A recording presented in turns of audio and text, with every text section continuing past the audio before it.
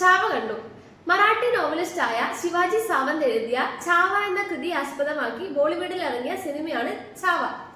ഇവിടെ ചാവ എന്നാൽ സിംഹക്കുട്ടി എന്നാണ് അർത്ഥം. അതായത് സിംഹത്തിന്റെ മകൻ. സിംഹമാരാണ് ഛത്രപതി ശിവജി മഹാരാജ്. അപ്പോൾ സിംഹക്കുട്ടിയായി എത്തുന്നത് ഛത്രപതി സംഭാജി മഹാരാജ്. പക്ഷെ ഇത് കേൾക്കുമ്പോൾ നമ്മൾ വിചാരിക്കുന്നത് ഛത്രപതി സംഭാജി മഹാരാജിന്റെ ഒരു ബയോപിക് ആണോ? അങ്ങനെയല്ല. അദ്ദേഹത്തിന്റെ മുഴുവനായ ജീവിതമൊന്നും ഈ സിനിമയിൽ കാണിക്കുന്നില്ല. ഛത്രപതി സംഭാജി മഹാരാജും ഔറംഗസേബും തമ്മിലുള്ള യുദ്ധത്തിന്റെ കഥയാണ് ചാവ എന്നുള്ള സിനിമയിൽ അവതരിപ്പിച്ചിരിക്കുന്നത്. ഇന്ത്യൻ പീരിയോഡിക് സിനിമകളിൽ പൊതുവെ കാണുന്ന പാറ്റേൺ തന്നെയാണ് ചാവയും പിന്തുടരുന്നത്. ഇതിനകത്ത് രാജാവിന്റെ ഭരണത്തിനുള്ള ചതികള്, വടംവലികളും ഒക്കെ കാണാൻ സാധിക്കുന്നുണ്ട്. പക്ഷെ മറ്റുള്ള സിനിമകളിൽ നിന്നും ഈ ഒരു സിനിമയെ വ്യത്യസ്തമാക്കുന്നത് വിക്കി കൗശലിന്റെ പ്രകടനമാണ്. അതായത് ഇന്ത്യൻ യുവതാരങ്ങൾ ഇന്നുള്ള എടുത്തു കഴിഞ്ഞാൽ എന്റെ അഭിപ്രായത്തിൽ ഒരു ടോപ്പ് 5 വിക്കി കൗശൽ ഉണ്ടാവും. കുറെ പെർഫോമൻസ് കണ്ടു ഊറി.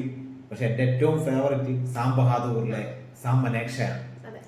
ഇവിടെ സംഭാജി മഹാരാജായി വിക്കി കൗശൽ എത്തുമ്പോൾ സിനിമ കഴിയുമ്പോൾ സംഭാജി മഹാരാജിനേക്കാൾ ഉപരി വിക്കി കൗശലാണ് നമ്മുടെ മനസ്സിലെക്കുന്നത്. എന്ന് വെച്ചാൽ ആ റോളിൽ അദ്ദേഹം തിളങ്ങിയില്ല എന്നല്ല, ആ റോളിനെ അത്രയും ഗംഭീരമാക്കിയിട്ട് പ്രത്യേകിച്ച് അവസാനത്തെ ഒരു 30-40 മിനിറ്റ്സ് അദ്ദേഹം സിനിമയെ ഇങ്ങനെ ഷോൾഡർ ചെയ്ത് നിർത്തലാണ്. 2 മണിക്കൂർ 41 മിനിറ്റ് ദൈർഘ്യമുള്ള ഈ ഒരു ഫിലിമില് ആദ്യത്തെ പകുതി സാധാരണ രീതിയിൽ തന്നെ കടന്നു പോകുന്നത്. പക്ഷെ ഈ പറഞ്ഞതുപോലെ രണ്ടാം പകുതി അതിഗംഭീരമായി ഇവർ എടുത്തിട്ടുണ്ട്. അതായത് ആ ഒരു ലാസ്റ്റ് 30-40 മിനിറ്റ് വരുന്ന ആ ഒരു ഫൈറ്റ് സീനായാലും ലാസ്റ്റ് വരുന്ന 15 മിനിറ്റുള്ള ആ ഒരു ഇമോഷണൽ സീനായാലും വളരെ നന്നായി അത് കൈകാര്യം ചെയ്തിട്ടുണ്ട്. അതായത് അവസാനത്തെ ഒരു 10-15 മിനിറ്റ് സംഭാജി മഹാരാജിന്റെ ധീരത, സ്വരാജിന് വേണ്ടിയുള്ള അദ്ദേഹത്തിന്റെ ആ ഒരു പ്രകടനം, അത് എന്താണ് പറയേണ്ടത്? എനിക്ക് തോന്നുന്നത് നമ്മൾ വിചാരിക്കുമ്പോൾ പഴശ്ശിരാജ സിനിമയൊക്കെ കാണുമ്പോൾ മലയാളികൾക്ക് ഉണ്ടാകുന്ന ഒരു ഫീലില്ലേ, അതുപോലത്തെ ഒരു ഫീല് മഹാരാഷ്ട്രക്കാർക്ക് കിട്ടും. അവർക്ക് മാത്രമല്ല, ഇപ്പൊ നമ്മൾ പുറത്തുള്ളവരാണല്ലോ, നമുക്കും ആ ഒരു ഫീല് കിട്ടുന്നുണ്ട്. ഈ സിനിമ എത്രമാത്രം ട്രൂ സ്റ്റോറിയാണെന്ന് നമുക്കറിയില്ല. പക്ഷെ ഒരു സിനിമ എന്നുള്ള നിലയിൽ നോക്കുമ്പോൾ അവസാനത്തെ ആ ഒരു 30-40 മിനിറ്റ് അതാണ് സിനിമയുടെ ഹൈ പോയിന്റ്. ഇവിടെ വിക്കി കൗശലിനെയും സംഭാജി മഹാരാജനെയും പറ്റി മാത്രം പറഞ്ഞാൽ പോരല്ലോ. നല്ലൊരു വില്ലൻ ഉണ്ടെങ്കിൽ മാത്രമേ നല്ലൊരു നായകൻ ഉണ്ടാവും. ഇവിടെ ഓപ്പോസിറ്റ് നിൽക്കുന്നത് മുഗൾ ചക്രവർത്തിയായ ഔറംഗസേബാണ്. ഔറംഗസേബായി അഭിനയിക്കുന്നത് അക്ഷയ് ഖന്നയാണ്. അക്ഷയ് ഖന്ന ഈ സിനിമയിൽ ഏകദേശം എനിക്ക് തോന്നുന്നു ഒരു 60-70 വയസ്സായ ഔറംഗസേബായിട്ടാണ് എത്തിയിരിക്കുന്നത്. അദ്ദേഹത്തിന്റെ ആ ഒരു ഫോട്ടോ എടുത്ത് നമ്മളെ കാണിച്ചു കഴിഞ്ഞാൽ ഇത് അക്ഷയ് ഖന്നയാണോ എന്ന് ആരായാലും ഡൗട്ട് ചോദിച്ചു പോകും.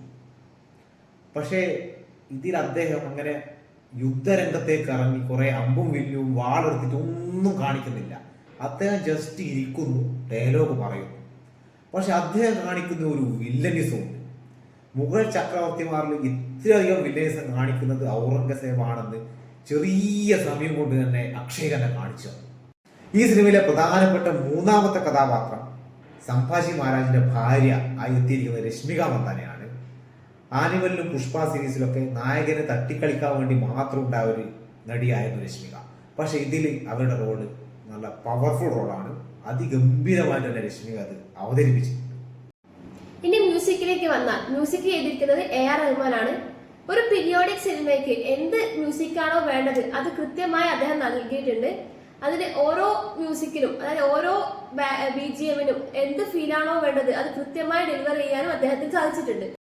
ഇനി കുറച്ച് ചരിത്രത്തിലേക്ക് വരാം. ഛത്രപതി സംഭാജി മഹാരാജ് എന്ന് പറയുന്ന ഈ വ്യക്തി 1657 ജനിച്ചു. 1689 കൊല്ലപ്പെട്ടു. 32 വയസ്സ് മാത്രമേ ഉണ്ടായിരുന്നുള്ളൂ. 1681 മുതൽ 89 വരെയായിരുന്നു ഇദ്ദേഹത്തിന്റെ ഭരണകാലം.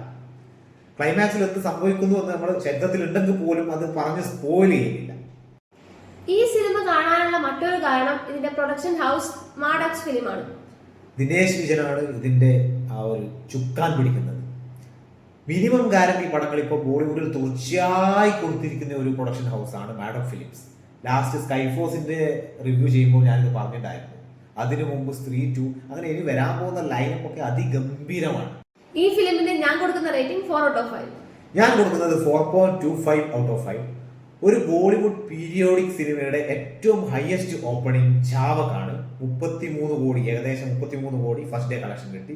തൊട്ടു പിറകിലുള്ളത് കേസരിയാണ്, 20 കോടി. ഇപ്പം എൻ്റെ ഒരു ഫേവറേറ്റ് സിനിമ പീരിയോഡിക് കാറ്റഗറിയിൽ എടുത്തു കഴിഞ്ഞാൽ കേസരി ആയിരിക്കും ഏറ്റവും മുമ്പിൽ ഉണ്ടാവുക. ചാവയുടെ ഈ അവസാനത്തെ പോർഷൻ തീർച്ചയായും 2ാം സ്ഥാനത്ത് ഉണ്ടാവും.